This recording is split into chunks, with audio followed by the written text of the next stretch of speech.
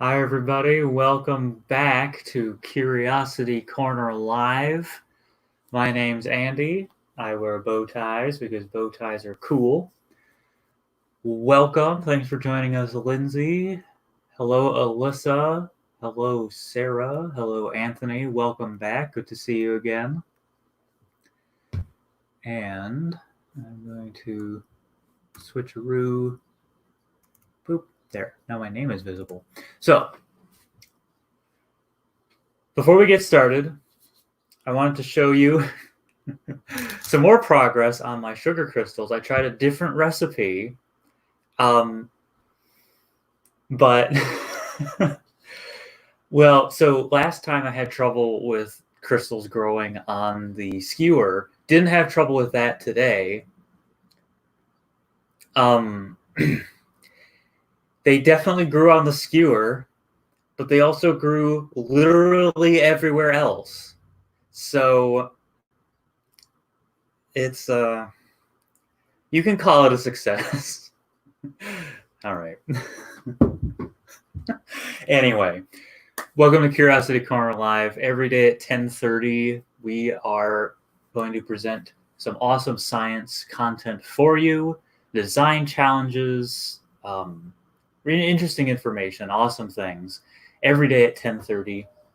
So make sure you like and subscribe so you don't miss any of this awesome science content. And of course, at 3 o'clock, we'll be doing recaps and teasing what's coming the next day. Today, we are talking about airplanes and helicopters, and we'll explore making paper airplanes.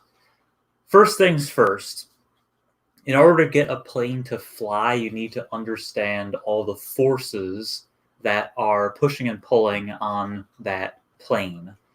And a force is just a push or a pull. So if I pull on this giant solid lump of sugar, that is a force. Gravity's pulling on it. So I'm pulling up, gravity's pulling on it. If I push on it, that's also a force. If I use telekinesis, that's the force. But with airplanes and helicopters, there are four forces that always interact. There's gravity. So you have the plane that's being pulled down by gravity. There's also lift. Lift is what's going against gravity to keep it going up. Thrust is what makes it go forward, and drag is trying to keep it from moving. So I will demonstrate lift. I have a piece of paper here, and if I hold this right above my lip like this, I've kind of got like an elephant or something, and I blow on it, then my breath is pushed, against the paper, and it pushes it up. But what if I have it underneath my lip like this?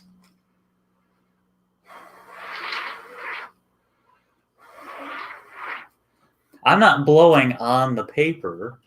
If it's above my lip like this,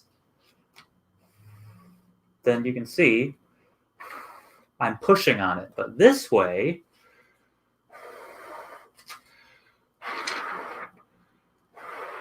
something else is happening. When I blow on it with my mouth above the paper, and you can try this at home, but try not to get a paper cut. Be careful. You don't want to press it against your mouth. You could get a paper cut. But sometimes it takes a little. The reason that works is when I blow, there's a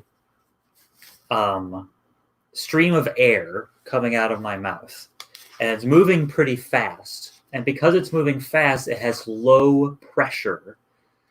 The air around it has higher pressure. So this air has lower pressure than the air around it. The air around it pushes up and gives it lift. So that's what we're trying to do with our paper airplane. So I will show you how to make one type of paper airplane. There's millions. There's so many different ways to make paper airplanes. Oh, Cool dudes, welcome. You are new to this channel. We talk about science. That's what we talk about. So today we're talking about paper airplanes and helicopters. Here's a paper airplane that I made.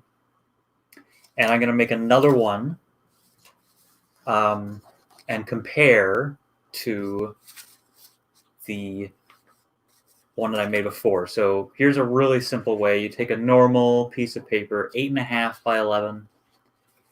You fold it in half like a hot dog, so it's long, like that. So that's one way. Fold it like that. And then you take those corners and you fold them in so that they're square, just like that. There you go. You got right triangles right there. And then you take those and you fold them again.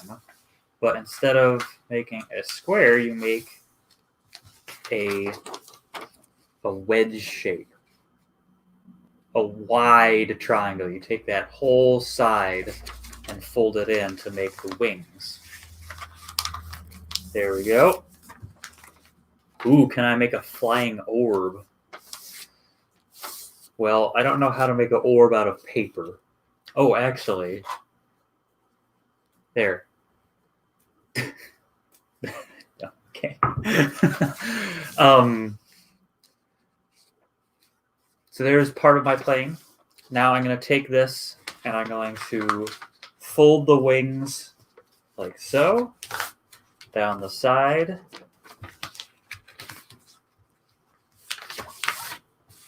So that I have a little handle at the bottom. So I have some wide wings. I have this long airplane.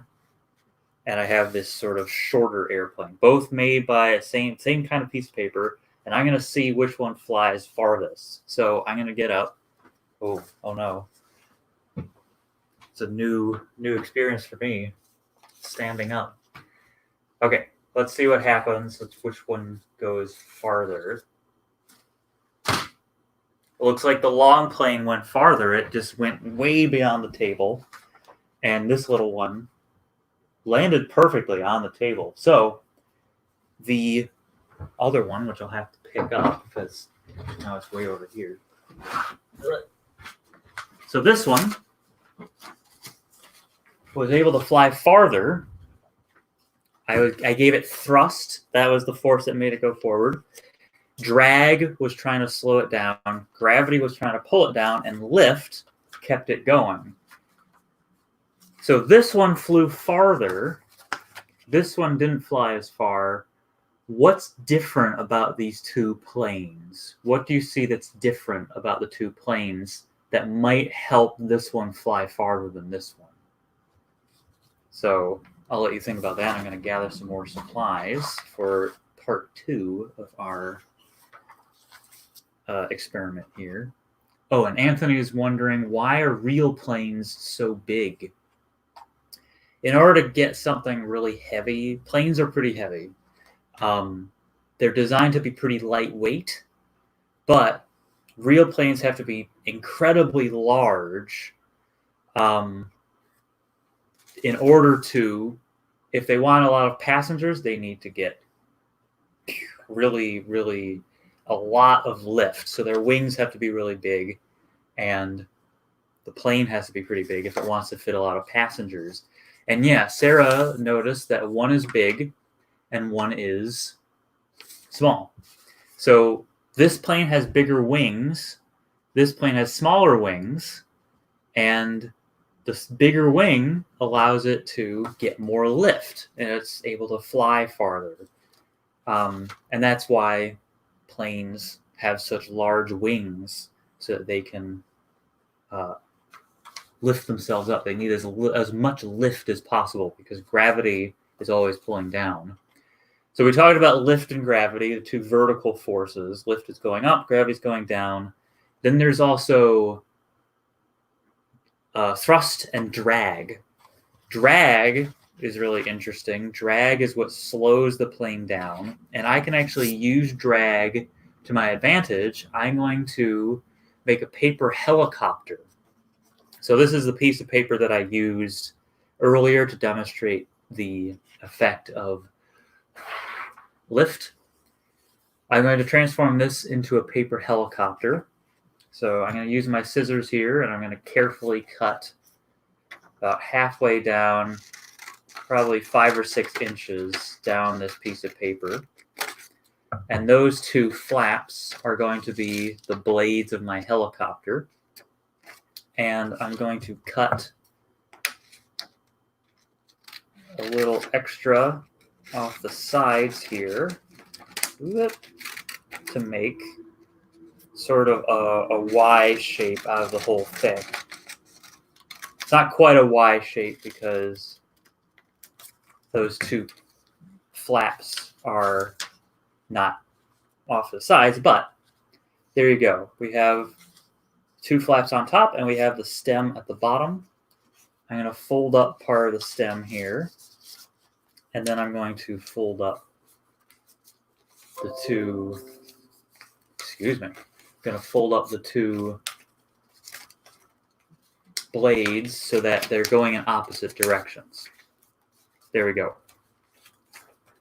So those are going 2 different directions. We have a little thing at the bottom here. And then I'm going to take a paper clip because I actually want to have a lot of gravity pulling on, a lot of weight. So I want gravity to pull on it a lot. So I'm going to put a paper clip at the bottom. I'm actually going to use, those 2 are stuck together. I'm going to use 2 paper clips like so. And we're going to test out this paper helicopter.